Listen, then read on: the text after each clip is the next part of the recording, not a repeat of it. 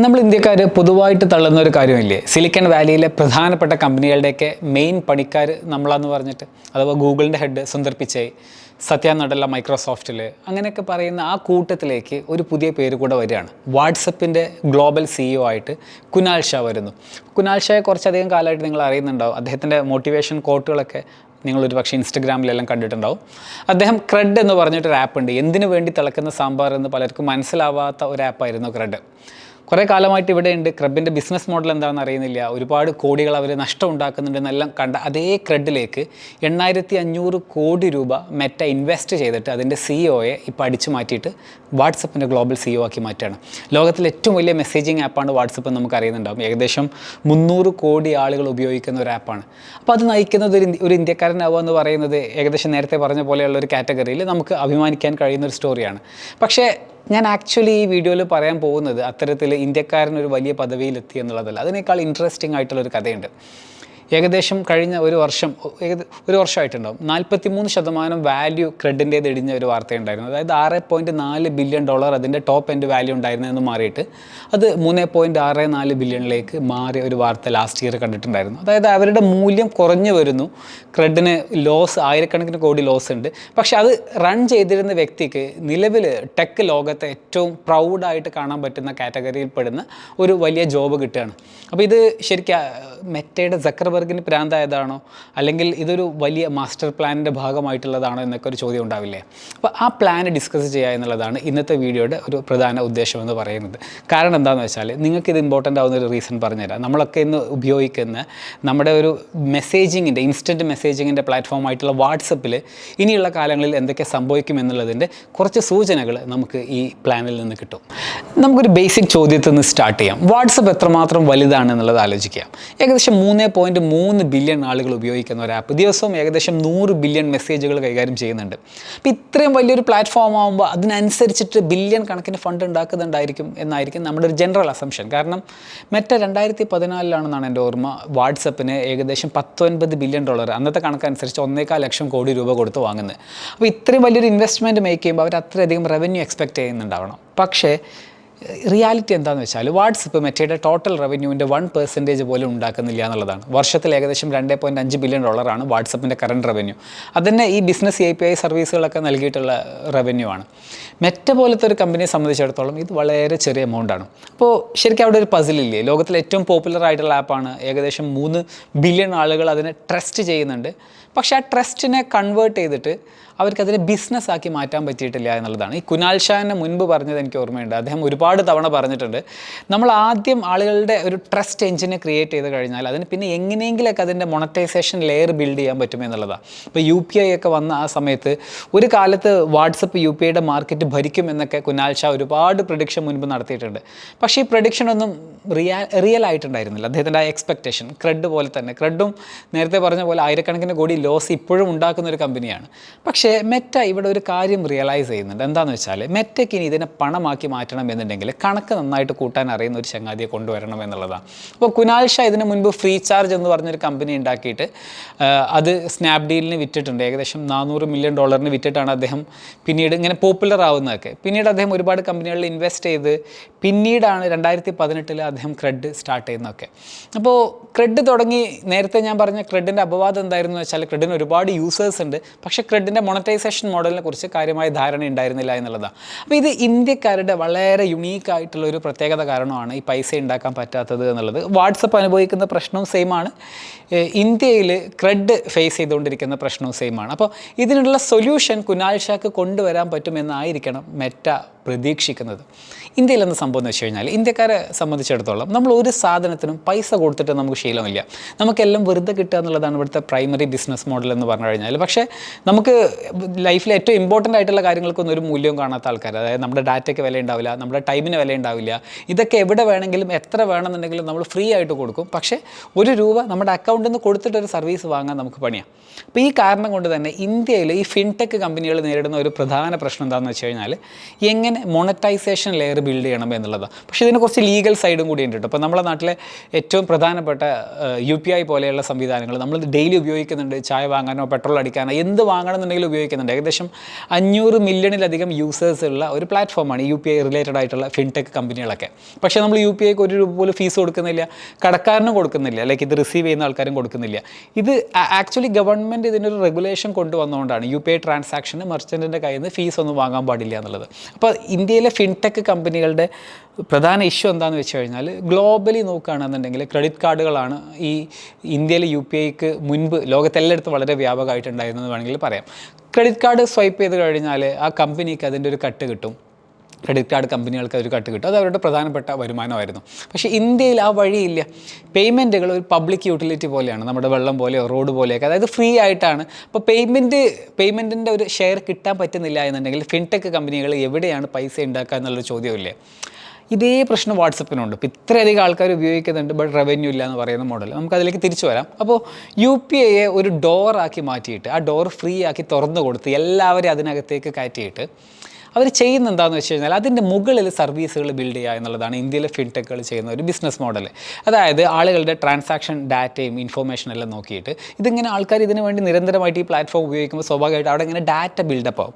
ഈ ഡാറ്റയെ ബേസ് ചെയ്തിട്ട് ആൾക്കാർക്ക് എന്ത് ചെയ്യാം, ലോൺ കൊടുക്കാം, ക്രെഡിറ്റ് കൊടുക്കാം, അല്ലെങ്കിൽ ഇൻഷുറൻസ്, മറ്റ് ഇൻവെസ്റ്റ്മെൻറ്റ് പ്ലാറ്റ്ഫോമുകൾ ഇതൊക്കെ കൊടുക്കുക എന്നുള്ളതാണ്. കാരണം നമ്മൾ ദിനം പ്രതി UPI ഉപയോഗിക്കുന്ന സമയത്ത് നമ്മളെക്കുറിച്ച് ഒരുപാട് ഡാറ്റ ഉണ്ടാവും കേട്ടോ.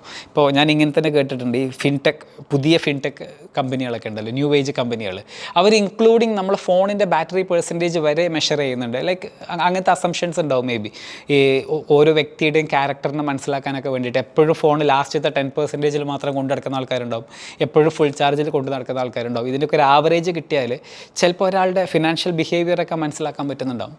പറഞ്ഞു വന്ന പോയിൻ്റ് എന്താണെന്ന് വെച്ച് കഴിഞ്ഞാൽ, അപ്പോൾ ഒരാൾ എവിടെ പൈസ ചിലവാക്കുന്നു, എത്ര ചിലവാക്കുന്നു, ഇങ്ങനത്തെയൊക്കെ ഡാറ്റ കിട്ടിക്കഴിഞ്ഞു കഴിഞ്ഞാൽ അതിനെ ബേസ് ചെയ്തിട്ട് ഒരുപാട് ഫിനാൻഷ്യൽ പ്രോഡക്റ്റുകൾ കൊടുക്കാൻ പറ്റും. അപ്പോൾ പേയ്മെൻറ്റ് എന്നുള്ളത് ഒരു ഫ്രീ സർവീസായിട്ട് കൊടുത്ത് അതിൻ്റെ മുകളിൽ ക്രെഡിറ്റോ ലോണോ ഒക്കെ ബിൽഡ് ചെയ്തിട്ട് അതിന് ഒരു പ്രൊഡക്റ്റൈസ് ചെയ്യാൻ പറ്റും എന്നുള്ളതാണ്. അപ്പോൾ ഇതൊരു തിയറി മാത്രമൊന്നുമല്ല, ഇത് ശരിക്ക് കഴിഞ്ഞ വർഷം മാത്രം ഇന്ത്യയിൽ ഈ ഡാറ്റ വഴി ഏകദേശം $19.5 ബില്യൺ ലോൺ കൊടുത്തിട്ടുണ്ടെന്നാണ് പറയുന്നത്.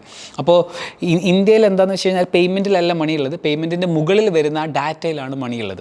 അപ്പോൾ ഇതേ കളി ക്രെഡ് എങ്ങനെ കളിച്ചു എന്നുള്ളിടത്താണ് കുനാൽ ഷാ ഇമ്പോർട്ടൻ്റ് ആവുന്നത്. When you pay your credit card bills on Cred, you earn Cred coins. Use them to claim cashback and rewards. ക്രെഡിൻ്റെ ഒരു പ്രത്യേകത എന്താണെന്ന് വെച്ച് കഴിഞ്ഞാൽ, ക്രെഡിറ്റ് കാർഡ് ബില്ലുകൾ സമയത്ത് അടച്ചു കഴിഞ്ഞാൽ റിവാർഡ് തരാം എന്നുള്ളൊരു ഓഫറിലാണ് ഈ ക്രെഡിൻ്റെ ഒരു ബേസിക് ഉദയമെല്ലാം വരുന്നത്. അപ്പോൾ നമ്മൾ ബില്ല് അടച്ചു കഴിഞ്ഞ് കഴിഞ്ഞാൽ അതിന് വേറൊരു ടീം പൈസ തരുന്നു, പക്ഷേ അവർക്ക് അതിനെ കൊണ്ട് ബെനിഫിറ്റ് ഒന്നുമില്ല എന്നുള്ളൊരു ഭാഗമുണ്ടല്ലോ.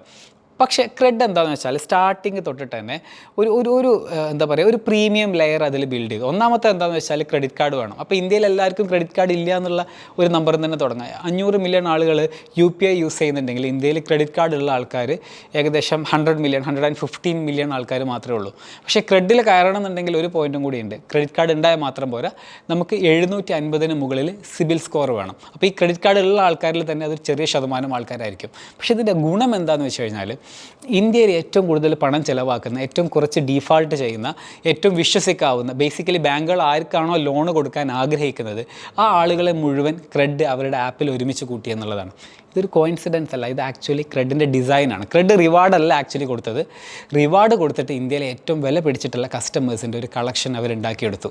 ഈ കളക്ഷന് അവർ ലോണും ഇൻഷുറൻസൊക്കെ വിറ്റു എന്നുള്ളതാണ് അവരുടെ ബിസിനസ് മോഡലിൻ്റെ പ്രത്യേകത എന്ന് പറയുന്നത്. ഇത് നമ്പേഴ്സ് ടേമിൽ പറയുകയാണ് എന്നുണ്ടെങ്കിൽ, ക്രെഡിലൂടെ കഴിഞ്ഞ വർഷം ഒഴുകിയ ടോട്ടൽ പേയ്മെൻറ്റ്സ് നോക്കുകയാണെന്നുണ്ടെങ്കിൽ അത് 8.5 ലക്ഷം കോടി രൂപയാണ്. അത്രയും വലിയ ഒരു എമൗണ്ട് അതിലൂടെ കയറി ഇറങ്ങിയിട്ടുണ്ട്. പക്ഷേ ക്രെഡിനെ സംബന്ധിച്ചിടത്തോളം അതിലല്ല അവരുടെ മണി ഉള്ളത്. ക്രെഡ് ശരിക്ക് കഴിഞ്ഞ വർഷത്തെ അവരുടെ ടോട്ടൽ റവന്യൂ, ഇത് 2025 ഫിനാൻഷ്യൽസ് ആട്ടോ പറയുന്നത്, അതിൽ അവരുടെ ടോട്ടൽ റവന്യൂ എന്ന് പറയുന്നത് 2735 കോടിയാണ്. അതായത് ഏകദേശം അവർ ടോട്ടലി പ്രോസസ്സ് ചെയ്ത പേയ്മെൻറ്റിൻ്റെ 0.3% മാത്രമാണ്. അപ്പോൾ ഈ പണം എങ്ങനെ വന്നു, അല്ലെങ്കിൽ യഥാർത്ഥ പണം എവിടുന്ന് വന്നു എന്ന് ചോദിച്ചു കഴിഞ്ഞാൽ, അവരുടെ ആക്ച്വൽ റവന്യൂ വരുന്നത് അസറ്റ്സ് അണ്ടർ മാനേജ്മെൻറ്റ് കാറ്റഗറിയിൽ അവരുടെ ലോണുകളും മറ്റുമൊക്കെ ആണെന്നുണ്ടെങ്കിൽ അത് 22,000 കോടിയുടെ ലോൺ ബുക്ക് അവർക്ക് കറൻലി ഉണ്ട്. അപ്പോൾ അവർ നേരത്തെ പറഞ്ഞ പോലെ ഒരു ഫ്രീ പേയ്മെൻറ്റ് സ്പേസ് ക്രിയേറ്റ് ചെയ്തിട്ട് ആ ഡാറ്റയിൽ നിന്നും ആളുകളുടെ ബിഹേവിയർ മനസ്സിലാക്കിയിട്ട് അവർ 22,000 കോടിയുടെ ലോൺ കൊടുത്തു. ലോണുകൾ റവന്യൂ ആണ്. ഈ ആരാണ് ഈ ലോൺ എടുത്തിട്ടുള്ളത്? ഡിഫോൾട്ട് റേറ്റ് ഏറ്റവും കുറഞ്ഞിട്ടുള്ള ആളുകളാണ്. അപ്പോൾ സ്വാഭാവികമായിട്ടും 2026, 2027 ആവുന്ന വർഷങ്ങളിൽ ക്രെഡ് പ്രോഫിറ്റബിലിറ്റി അച്ചീവ് ചെയ്യുമെന്നാണ് പറയുന്നത്. പക്ഷേ ഇതൊക്കെയാണ് എന്നുണ്ടെങ്കിൽ നമ്മൾ ഇതിൻ്റെ കൂടെ ചേർത്ത് വായിക്കേണ്ടുന്ന ഒരു കാര്യമുണ്ട്. ക്രെഡ് കഴിഞ്ഞ വർഷം അവരുടെ വാല്യുവേഷനിൽ ഏകദേശം 43% വാല്യൂ ഇടിഞ്ഞിട്ടുണ്ടായിരുന്നു.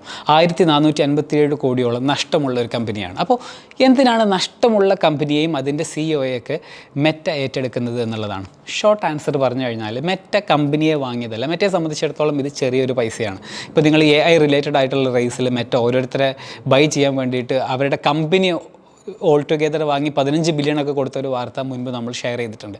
അപ്പോൾ ആ പറഞ്ഞ പോലെ തന്നെയും മെറ്റയെ സംബന്ധിച്ചിടത്തോളം ഇന്ത്യൻ മാർക്കറ്റിൽ ലോകത്തിൽ ഏറ്റവും ടഫസ്റ്റ് പൈസ ഉണ്ടാക്കാൻ ടഫായിട്ടുള്ള മാർക്കറ്റാണ് ഇന്ത്യ എന്ന് പറയും. പ്രധാന റീസൺ ഇന്ത്യക്കാർ ഒന്നിനും പൈസ കൊടുക്കാൻ റെഡിയല്ല എന്നുള്ളതാണ്. അപ്പോൾ ഫ്രീ വെച്ചിട്ടുള്ള ബിസിനസ് മോഡലുകളാണ് ഇന്ത്യയിൽ വർക്ക് ചെയ്യുക. അപ്പോൾ യൂട്യൂബ് ഇൻസ്റ്റാഗ്രാമൊക്കെ വർക്ക് ചെയ്യുന്ന പോലെ ഇന്ത്യയിൽ അത്തരം മോഡലുകളാണ് വർക്ക് ചെയ്യുക. ഒരു സർവീസിൽ ആഡോ മറ്റോ ഒക്കെ കൊണ്ടുവരണം. അപ്പോൾ വാട്സപ്പിനകത്ത് ആഡ് കൊണ്ടുവരിക എന്നുള്ളത് വളരെ കോൺട്രിവേഴ്സ്യൽ ആയിട്ടുള്ളൊരു ഐഡിയ ആണ്. ബട്ട് ദെൻ അതായിരിക്കും അവരുടെ ഫ്യൂച്ചർ എന്നുള്ളതും ആഡ് വേണ്ടാത്തവർക്ക് സബ്സ്ക്രിപ്ഷൻ മോഡൽ വരും എന്നുള്ളതിനെക്കുറിച്ചൊക്കെ ഒരുപാട് ഡിസ്കഷൻസ് എല്ലാം നടക്കുന്നുണ്ട്. അപ്പോൾ മെറ്റയെ സംബന്ധിച്ചിടത്തോളം അവർ കുനാൽ ഷാൻ്റെ കമ്പനിയിൽ ഒരു 8500 കോടി, അത് മില്യൺ ടേംസിൽ പറയുകയാണ്, ഡോളർ ടേംസിലാണെങ്കിൽ 900 മില്യൺ ആണ്. അതും ഒരു മൈനോറിറ്റി സ്റ്റേക്ക് എടുക്കാനൊക്കെ വേണ്ടിയിട്ട് അവർ കൊടുത്തു എന്ന് പറയുന്ന സമയത്ത് നേരത്തെ പറഞ്ഞ നമ്പറിനെ കമ്പയർ ചെയ്ത് കഴിഞ്ഞാൽ വാട്സപ്പ് വാങ്ങാൻ വേണ്ടിയിട്ട് $19 ബില്യൺ 12 കൊല്ലം മുന്നേ കൊടുത്തിട്ട് ഇപ്പോഴത് കാര്യമായിട്ട് മൊണറ്റൈസ് ചെയ്യാൻ കഴിയാതിരുന്ന, ലൈക്ക് അവർ ഇൻസ്റ്റഗ്രാമിനെ വെച്ചൊക്കെ നോക്കുകയാണെങ്കിൽ ഇൻസ്റ്റഗ്രാമൊക്കെ ഒരുപാട് റവന്യൂ ഉണ്ടാക്കുന്ന കമ്പനിയാണ്. അതിന് അവരാകെ ക്ലോസ് ടു $1 ബില്യൺ ഒക്കെ കൊടുത്തിട്ടുള്ളൂ ടോട്ടൽ വാല്യൂ. ആ സമയത്താണ് പൈസയൊന്നും ഉണ്ടാക്കാത്ത എന്നാൽ ലോകത്ത് ഏറ്റവും കൂടുതൽ ആൾക്കാർ ഉപയോഗിക്കുന്ന വാട്സപ്പിന് അവരന്ന് വലിയ പൈസക്കൊക്കെ വാങ്ങിയത്. അപ്പോൾ ഇവിടെയാണ് കുനാൽ ഷാ ഇനി ഡിഫറൻസ് മേക്ക് ചെയ്യുമെന്ന് സക്കർബർഗ് എക്സ്പെക്റ്റ് ചെയ്യുന്നത് എന്നാണ് ഞാൻ വിശ്വസിക്കുന്നത്. എന്താ വെച്ചാൽ ക്രെഡും വാട്സപ്പും ഏകദേശം സിമിലർ ബിസിനസ് മോഡലുകളാണ്. ക്രെഡ് ആളുകൾക്ക് പേയ്മെൻറ്റിന് വേണ്ടി ഒരു പ്ലാറ്റ്ഫോം ഉണ്ടാക്കി ആ ട്രസ്റ്റൊക്കെ അവിടെ അക്യുമുലേറ്റ് ചെയ്തു. അതന്നെ ഇന്ത്യയിലെ ഒരു പ്രീമിയം ലെയർ ആൾക്കാർ ഏകദേശം 1.26 crore യൂസേഴ്സ് ഏകദേശം 2000 രൂപ വീതം കൊടുക്കുന്നതാണ്. അങ്ങനെയാണ് 2700 കോടിയോളം രൂപ ക്രെഡിൻ്റെ റവന്യൂ എന്നുള്ളതിനെക്കുറിച്ച് ഞാൻ വാർത്ത വായിക്കേണ്ടായി. അപ്പോൾ ഇതേ നമ്പേഴ്സ് വാട്സപ്പിലേക്ക് നോക്കുകയാണെന്നുണ്ടെങ്കിൽ 300 കോടി ആളുകൾ യൂസ് ചെയ്തിട്ട് ഏകദേശം $2.5 ബില്യൺ റവന്യൂ ഉള്ള ഒരു കമ്പനിയാണ് വാട്സപ്പ് എന്ന് പറഞ്ഞു. അപ്പോൾ രണ്ട് സ്കെയിലാണ്. ബട്ട് ദെൻ പോയിൻ്റ് എന്താണെന്ന് വെച്ച് കഴിഞ്ഞാൽ സിമിലർ ബിസിനസ് മോഡലുകളാണ്. ഫ്രീ കൊടുത്തിട്ട് ആ ഫ്രീൻ്റെ മുകളിൽ എന്തെങ്കിലും ബിസിനസ് ഉണ്ടാക്കാൻ പറ്റുമോ. അപ്പോൾ ഫ്രീ എന്നുള്ളത് അവരുടെ ഒരു ട്രസ്റ്റ് അഗ്രഗേഷനായിട്ട് മാറി. വാട്സപ്പ് ഇവരെ പ്രധാനമായിട്ട് കൊണ്ടുവന്നതിന് പിറകിലുള്ളൊരു റീസണായിട്ട് പറയുന്നത് ക്രെഡ് ഇപ്പോൾ ചെയ്തുകൊണ്ടിരിക്കുന്ന അതേ മോഡൽ കൊണ്ടുവരാൻ വേണ്ടിയിട്ടാണ്. വാട്സപ്പിൽ UPI സർവീസുകൾ വന്നിട്ട് കാലം കുറേയായി. പക്ഷേ എന്താണ്, അവർക്ക് റവന്യൂ മേക്ക് ചെയ്യാൻ പറ്റുന്നില്ല. ഇന്ത്യൻ UPI മാർക്കറ്റിൻ്റെ 1% മാത്രമേ ഇന്നും വാട്സപ്പ് പേക്ക് കിട്ടിയിട്ടുള്ളൂ എന്നുള്ളതാണ് യാഥാർത്ഥ്യം. ബാക്കിയുള്ള മാർക്കറ്റ് ഷെയർ ഗൂഗിൾ പേ, ഫോൺ പേ അങ്ങനത്തെ കമ്പനികളാണ്. പേടിഎം അങ്ങനെ ഒരുപാട് ഇന്ത്യൻ ഫിൻടെക് പ്ലേയേഴ്സൊക്കെ ഈ മേഖലയിലുണ്ടല്ലോ. അപ്പോൾ ഇവിടെ ഒരു റിയാലിറ്റി ഹിറ്റ് ചെയ്യുന്നത് എന്താണെന്ന് വെച്ച് കഴിഞ്ഞാൽ കുനാൽ ഷാ കുറേ കാലമായിട്ട്, കുനാൽ ഷായുടെ പഴയ പ്രീവിയസ് പോസ്റ്റുകൾ എടുത്ത് നോക്കുകയാണെന്നുണ്ടെങ്കിൽ കുനാൽ ഷാ കുറേ കാലമായിട്ട് വാട്സപ്പിൻ്റെ potential to disrupt UPI market എന്നുള്ളതിനെക്കുറിച്ച് അദ്ദേഹം എപ്പോഴും പറയാറുണ്ട്. അങ്ങനെയാണ് എന്നുണ്ടെങ്കിൽ ആ കുനാൽ ഷായെ തന്നെ ആ പണി ഏൽപ്പിച്ചിട്ട് ഇയാൾ എന്ത് ചെയ്യും എന്നുള്ളതിനെക്കുറിച്ച് നോക്കുക എന്നുള്ളതായിരിക്കണം സക്കർബർഗിൻ്റെ എക്സ്പെക്റ്റേഷൻ. അപ്പോൾ മെറ്റ ഇതിനകം ആക്ച്വലി അവരുടെ ഫ്യൂച്ചർ പ്ലാനുകളെക്കുറിച്ച്, വാട്സപ്പിൻ്റെ ഫ്യൂച്ചർ പ്ലാനുകളെക്കുറിച്ച് കുറച്ച് അനൗൺസ്മെൻറ്റുകൾ മേക്ക് ചെയ്തിട്ടുണ്ട്. അപ്പോൾ ഇത് നമുക്കൊരു ഇൻഡിക്കേറ്റേഴ്സ് ആയിട്ട് എടുക്കുകയാണെന്നുണ്ടെങ്കിൽ വാട്സപ്പിൻ്റെ സ്റ്റാറ്റസുകളിൽ ആഡുകൾ വരും.